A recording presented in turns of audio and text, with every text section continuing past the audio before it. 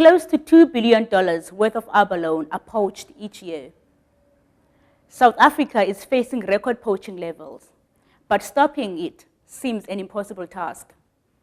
Fishing communities like Hout Bay are dependent on the sea to provide not only food, but for a living. Reporter Tali Johnson talks to residents who just want a fair opportunity to make a living. Another day of waiting for this group of young men. They are all involved in the lucrative poaching industry, and the weather determines how often they work. When they do work, it's as a group of divers, handlers, and runners. Hout Bay's main source of income is the sea. We thrive on the sea, so that's where we make our living. A young man working on a poaching vessel can make up to 1,000 rand a night.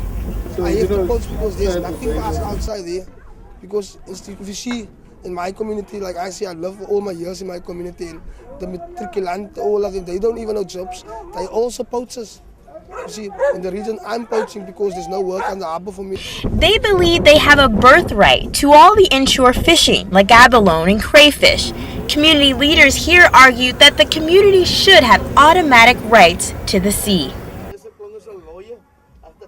I believe strongly that if people stays on the coastline, they don't need the permit. There must only be means to take water, because it's enough that these people gamble with their lives actually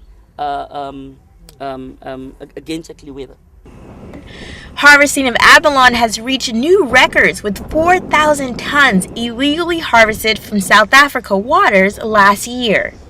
We've gotten to such a level where poaching has become so ingrained and communities so dependent on vast sums of cash that flow from poaching that it is now socially impossible to reverse. The government only gives a small number of legal fishing permits.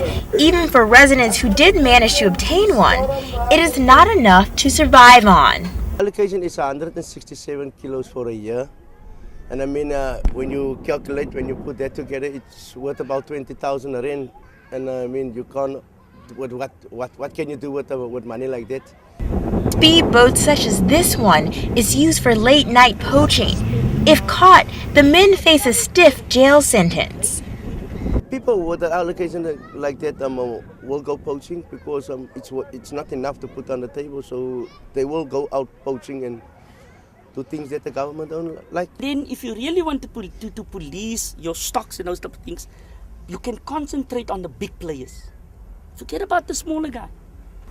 Experts say the solution is not to try to eliminate poaching, but to reduce it to allow the abalone to recover sufficiently. But for the communities who depend on the sea for their livelihood, poaching seems to be their only option. In Hout Bay, I'm Tali Johnson.